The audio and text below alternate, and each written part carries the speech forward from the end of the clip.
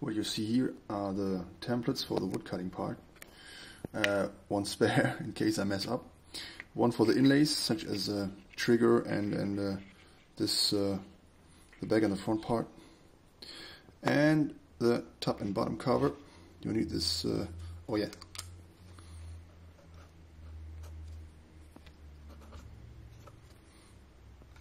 Like that.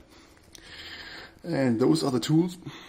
Scissors, bigger file, smaller file, tiny screws, bigger screws, and in case we need it, hex nuts. And those are the main characters. What you see here are hair clips made of spring steel. Should give it a bit of punch. Can't wait to try them out. And when you remove this tiny knob, the tip, you get this. And it's actually like made for our little crossbow, because you get the mounting holes right away. And I will show you how we mount them in about a minute. So yeah. For the lines you want to use permanent marker, because you never know. And here we have them. Back, top, trigger, and rear. So what we need now is one of those. We all know them, the jigsaw, so get cracking. Actually, it's easier to cut out the template and put it on the wood, and then you just cut it out very roughly, like that.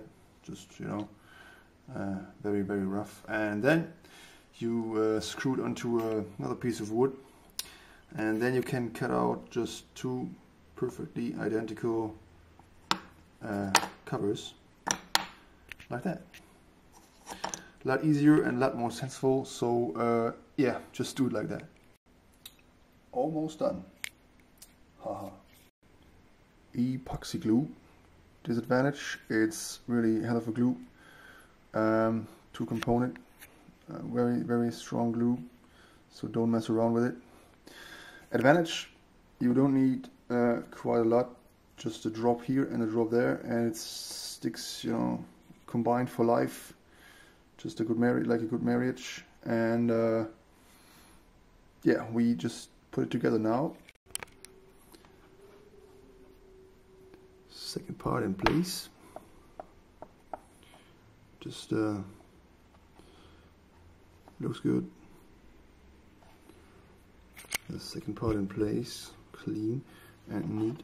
So back on with the aluminum. And now we wait 5 minutes. So while we have 5 minutes, we can't be too lazy because the trigger is too thick for the body. So what you have to do is sanding it down by I would say 0.5 millimeters to make it slide in with no resistance. And for that you need some rough sanding paper, not too fine. In Germany or Europe, I don't know, it's probably 80 to 100. Next step for the trigger, as you can see, I have drilled a hole 2.5 millimeters for 2.5 millimeter screws. You can actually use whatever you want, whatever you have. Doesn't really have to be any certain size. So after the drilling, what you have to do is make sure there are no rough edges. So you just, this is a 6 millimeter drill, and you just clean it out a bit. And drum roll. Nah, maybe not. Yeah, seems to slide right in. At least, no, slides in. Maybe another, you notice one where it's a bit rough. The front moves, the back seems to be stuck. So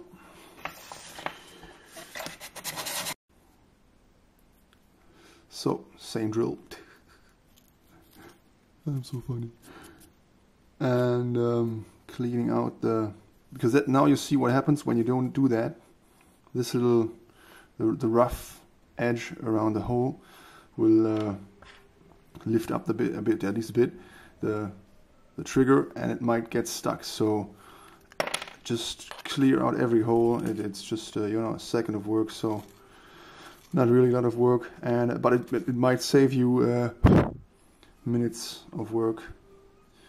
There was a figure of speech, but I have no idea what it is in English, so I can't tell you. Looks good. Bad preparations. I don't have a 2.5mm screw in hand. Oh, there it is. That has to fit through the back, through the trigger, and looks okay to me. And the back, you see why we have inlays here now. Now you see. It acts like stoppers. You know, you can move the trigger a whole lot, but it's not necessary. It will stop and will move up just enough to lift up the better this way. See, das war glaube ich nicht im Bild.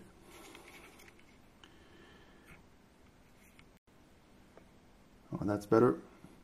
We turn it around and you see we just put a screw right here. We will put a hole in the trigger somewhere right here, this way, and mount a rubber band on it or a spring, doesn't matter. So the tension will make sure it always goes back to the starting position. Not really high tech, but you know, it will be good enough to make it work awesome. And now the rubber band is on, and as you can see, it's working great. So holes are drilled. I just, as you can see, I guess, just 2 holes for the wood screws. Don't say wooden screws again. They are made of metal, and I decided I could just use one of the bigger M3 screws and a nut to, you know, secure it down there. And yeah, for the rest, for the upper section, we have the wood screws. So now it's together, and it still looks totally cool. And trigger is working. And I've began to file down the top of the bow, and now we just take care of the rest of the body. Piece of aluminum, L-shaped, so we can mount the limbs right here and right there. 2mm holes for 2mm screws. I don't want to give you too many measurements, because you might have to change or adapt or modify your pieces, whatever. I mean, I have no idea what kind of hair clips you find. Maybe bigger, even bigger. The bigger the better.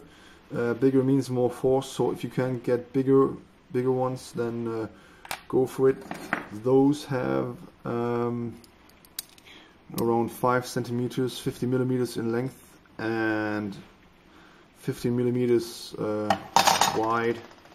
So yeah, that's my hair clips. And yeah, depending on what you get, just modify it and do it the same style. Just put the holes there wherever you have the holes on your hair clips, and it will work out just fine. And I thought, why just use one hair clip if you can use 2 hair clips? And yeah, why use 2 when you can put on 3? I said put on 3. Let's go. Like that. And I might cut off the tips of the lower two, because might be better for the process of bending. I'm not sure yet. I will let you know. That's our bow, mounted and stronger than I expected. By the way, you don't want to break the middle part of the hair clip, because make sure it's on the plate, bouncing against it, not next to it. So the more force you have, because it's all just spring metal, spring steel. So the more spring you have, the better and the more power you get. What's new? A new piece of aluminum in the front, and 2 new holes. Actually, only 1 new hole. I used the old hole and drilled all the way through from the back cover hole. And now what I do is I cut out the exact piece for this U profile to make it fit inside. I will mount it on top, because the line have to go on here, so it has to sit just a bit deeper to make sure it slides right over.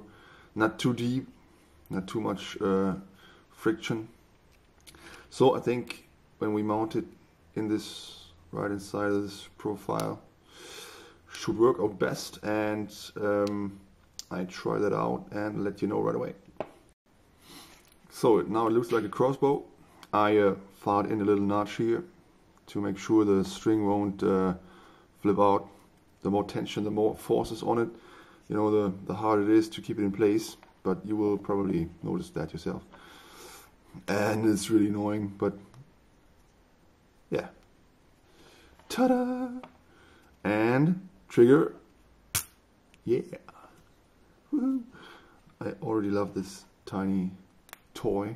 It's not really high tech, but it's still a crossbow. I mean, what? Crossbows just rock. Just notice the backplate doesn't look right. You know, the cutout is just too small. We just use our good friend the file and make it wider and see where it gets us, because I would say that's really too small. And yeah, be careful when you file something down or cut something out. It's always, as mentioned, easier to cut it out to bring it back on, which is almost impossible. So better file and check and file and check and file and check and try out and play safe. And yeah, I will just file it down, and still have to make the groove for the arrow. And by the way, that might make a good arrow, Q-tip. I have cut off the other end, and might do the same with the remaining end. And to make sure you guys won't notice it's a Q-tip, I might spray paint it black so it looks like carbon or something. And yeah, just an idea. And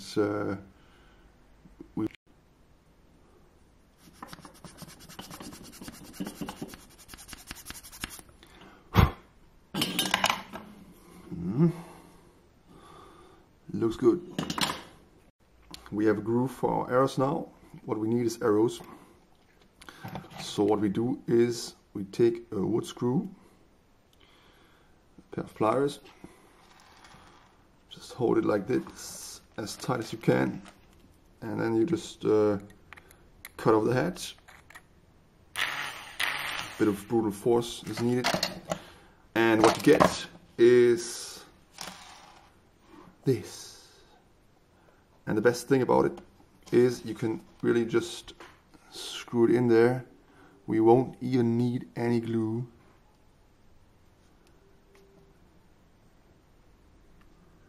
And there we are. Yep, that should do it. And it's even perfectly centered.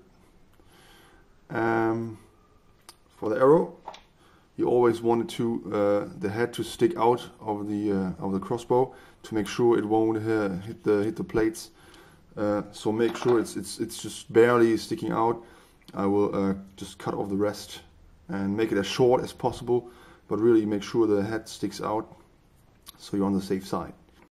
So here we go, clear tape, scissors, and what I did, I just wrapped it around and cut off the tips. The last part we have to add is this. I made it of polycarbonate, and I know what some of you will say, I don't have any. You do. It's the base material for CDs, so in the era of MP3s and iPhones, go to your mom and borrow one. I guess you will find one you don't need anymore, don't listen to anymore, and you drill a hole through the plastic, through the wood, just basically 5 millimeters into the wood, and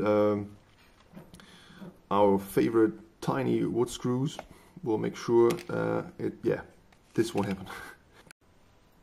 Before we spray paint, we want to make sure it works. It's cocked, it's loaded, so let's test fire it. Yep, so we're ready for painting. Top is covered, inside is covered, don't care for the outer parts. Outside is sanded to make sure it sticks better, and for the other cover you can just protect it from the paint with a piece of cardboard. That will do, and yeah, let's spray paint. Bad bows wear black, and here they are, matte black. The top not black, the inside not black either. So here it is, painted and back together. Isn't he whispering cool? Yeah, let's see if it all works. Still works. Yep. So what I did, as you can see probably, I have added a laser module. Just like cheese, lasers just improve everything and make it more fun, more delicious. And actually, basically, it's just a base plate of aluminum for the plus section. The laser body is connected to plus, so all you need really is a metal screw, a holder for the laser module. This is a small U profile brass, and you know, plus plus plus plus plus plus minus minus minus minus minus back to the little brass plate right here. The top is negative, so there we go. And you can even adjust it until it's really right in the middle. Reassembly. The trigger is in, and here, yeah, down here and up here, two plastic spacers, because wood on wood is too much friction. So yeah, plastic. Those two screws will hold the separated laser module. Improvised, but really works great. And another nut. Actually, the first nut makes me nuts. To secure the trigger. Working great. Then the wood screws, and in the rear secured and tight. Separated bow, really a big advantage. You can tinker on the bow and not have to worry it will not fit the body anymore after you're done tinkering with it, so always keep it separated.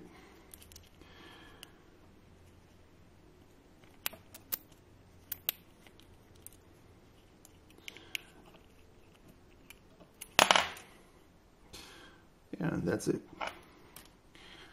Our plastic clip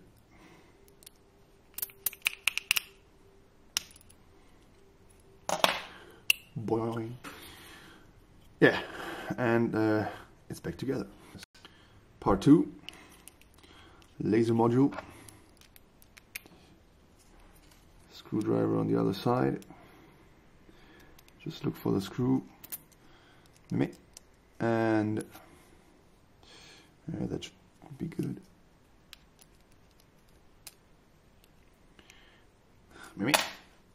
And it's done. Let's see if it still works. Yep. Our tiny bow.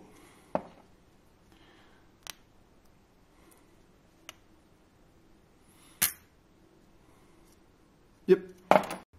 Last modification. I thought it makes sense. Clip for some arrows. I mean, we already have a broken CD or DVD by now, so why not use it instead of throwing it away?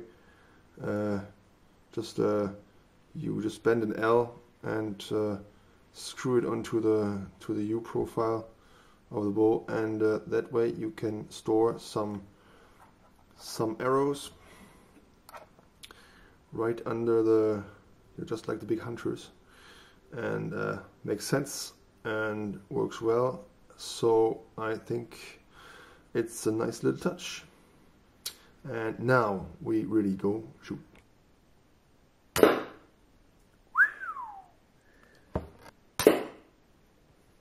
Almost.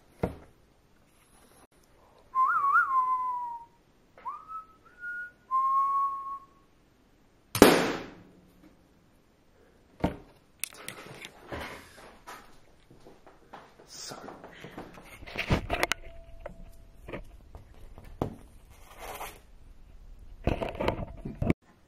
So that's it for today. My first tutorial is done. I hope you liked it. If you have questions this time, you can ask me anything, and I will try to help you as much as I can. And yeah, have fun making your own little crossbow.